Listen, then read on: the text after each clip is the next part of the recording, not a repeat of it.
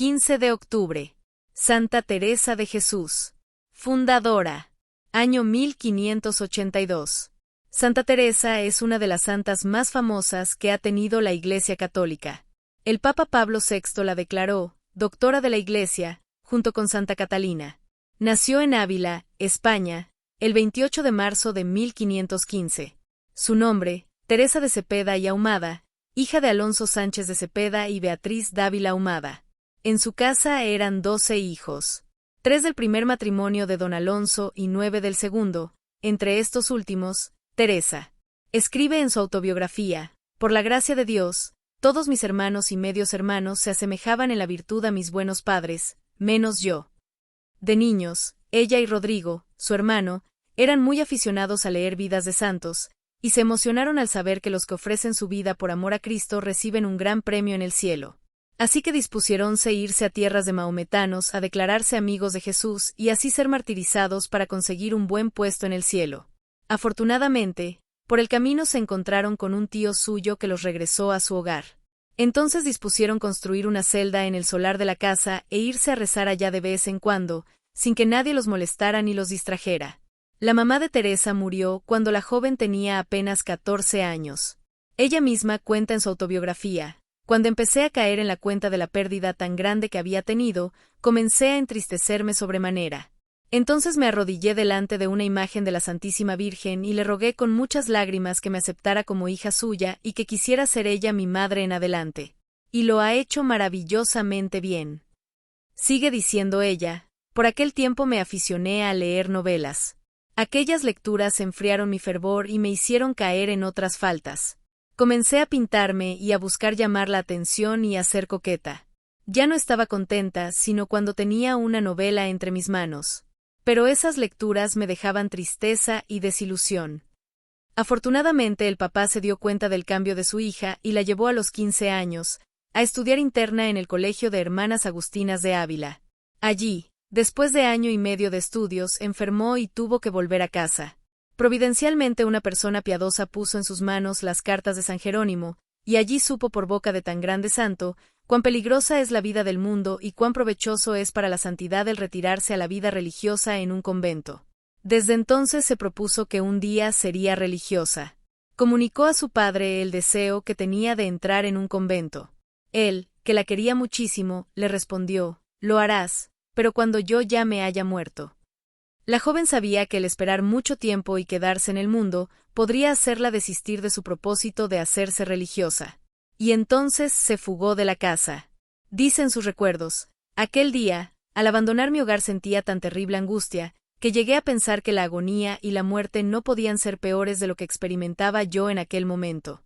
El amor de Dios no era suficientemente grande en mí para ahogar el amor que profesaba a mi padre y a mis amigos. La santa determinó quedarse de monja en el convento de Ávila. Su padre, al verla tan resuelta a seguir su vocación, cesó de oponerse. Ella tenía 20 años. Un año más tarde hizo sus 3 juramentos o votos de castidad, pobreza y obediencia y entró a pertenecer a la comunidad de hermanas carmelitas. Poco después de empezar a pertenecer a la comunidad carmelitana, se agravó de un mal que la molestaba. Quizá una fiebre palúdica. Los médicos no lograban atajar el mal y éste se agravaba. Su padre la llevó a su casa y fue quedando casi paralizada.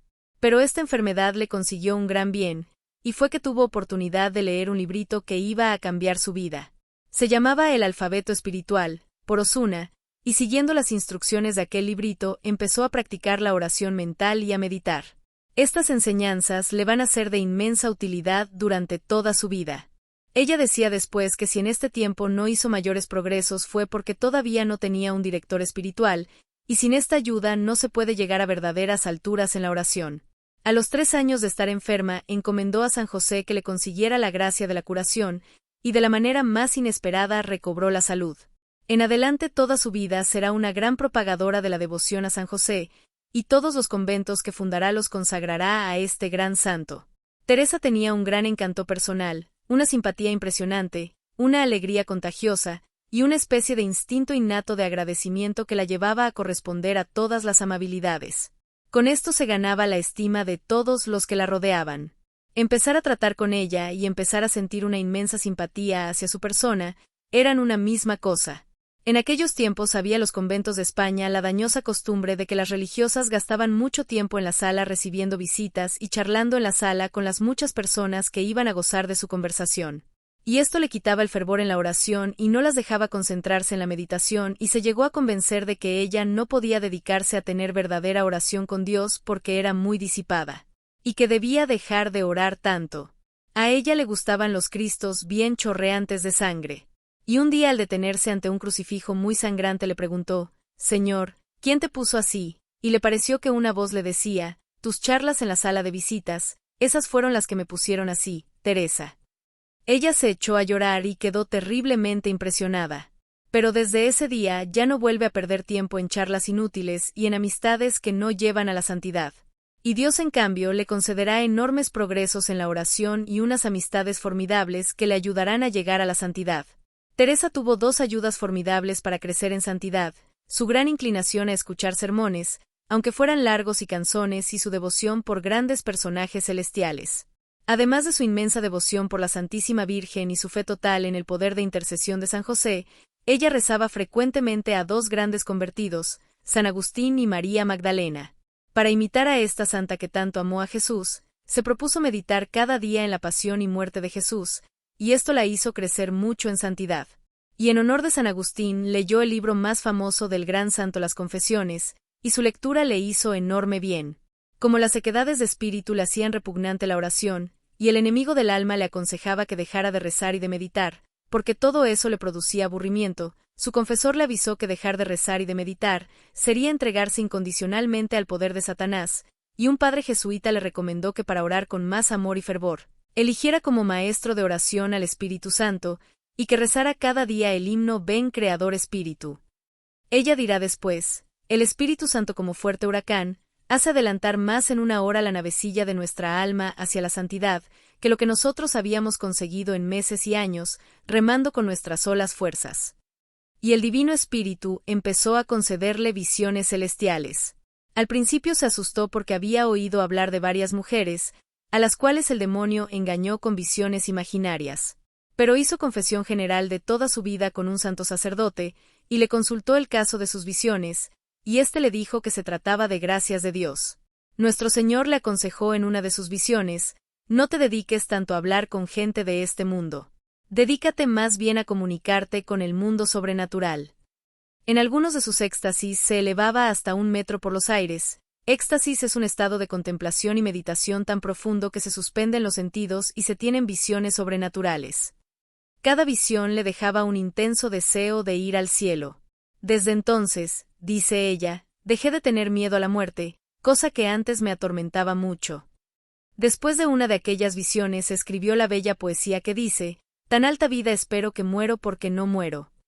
Teresa quería que los favores que Dios le concedía permanecieran en secreto, pero varias personas de las que la rodeaban empezaron a contar todo esto a la gente y las noticias corrían por la ciudad. Unos la creían loca y otros la acusaban de hipócrita, de orgullo y presunción.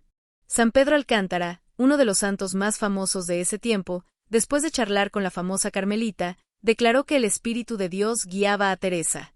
La transverberación. Esta palabra significa atravesarlo a uno con una gran herida. Dice ella: vi un ángel que venía del trono de Dios, con una espada de oro que ardía al rojo vivo, como una brasa encendida, y clavó esa espada en mi corazón. Desde ese momento sentí en mi alma el más grande amor a Dios. Desde entonces para Teresa ya no hay sino un solo motivo para vivir: demostrar a Dios con obras, palabras, sufrimientos y pensamientos, que lo ama con todo su corazón, y obtener que otros lo amen también. Al hacer la autopsia del cadáver de la santa, encontraron en su corazón una cicatriz larga y profunda. Para corresponder a esta gracia, la santa hizo el voto o juramento de hacer siempre lo que más perfecto le pareciera, y lo que creyera que le era más agradable a Dios. Y lo cumplió a la perfección. Un juramento de estos no lo pueden hacer sino personas extraordinariamente santas. En aquella época del 1500, las comunidades religiosas habían decaído de su antiguo fervor. Las comunidades eran demasiado numerosas, lo cual ayudaba mucho a la relajación. Por ejemplo, el convento de las Carmelitas de Ávila tenía 140 religiosas. Santa Teresa exclamaba: la experiencia me ha demostrado, lo que es una casa llena de mujeres. Dios me libre de semejante calamidad. Un día una sobrina de la santa le dijo, lo mejor sería fundar una comunidad en que cada casa tuviera pocas hermanas. Santa Teresa consideró esta idea como venida del cielo, y se propuso fundar un nuevo convento, con pocas hermanas pero bien fervorosas. Ella llevaba ya 25 años en el convento. Una viuda rica le ofreció una pequeña casa para ello. San Pedro de Alcántara, San Luis Beltrán y el obispo de la ciudad apoyaron la idea.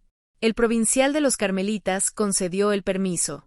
Sin embargo, la noticia produjo el más terrible descontento general, y el superior tuvo que retirar el permiso concedido. Pero Teresa no era mujer débil, como para dejarse derrotar fácilmente.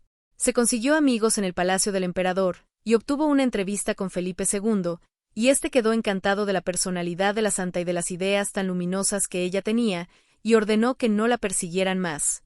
Y así fue llenando España de sus nuevos conventos de carmelitas descalzas, poquitas y muy pobres en cada casa, pero fervorosas y dedicadas a conseguir la santidad propia y la de los demás. Se ganó para su causa a San Juan de la Cruz, y con él fundó los carmelitas descalzos. Las carmelitas descalzas son ahora 14.000 en 835 conventos en el mundo. Y los carmelitas descalzos son 3.800 en 490 conventos. Por orden expresa de sus superiores, Santa Teresa escribió unas obras que se han hecho famosas. Su autobiografía titulada El libro de la vida, el libro de las moradas o castillo interior, texto importantísimo para poder llegar a la vida mística. Y las fundaciones, o historia de cómo fue creciendo su comunidad. Estas obras las escribió en medio de mareos y dolores de cabeza. Va narrando con claridad impresionante sus experiencias espirituales. Tenía pocos libros para consultar y no había hecho estudios especiales. Sin embargo, sus escritos son considerados como textos clásicos en la literatura española y se han vuelto famosos en todo el mundo. Santa Teresa murió el 4 de octubre de 1582 y la enterraron al día siguiente, el 15 de octubre. ¿Por qué esto? Porque en ese día empezó a regir el cambio del calendario, cuando el Papa añadió 10 días al almanaque para corregir un error de cálculo en el mismo que llevaba arrastrándose ya por años. Nada te turbe, nada te espante. Todo se pasa.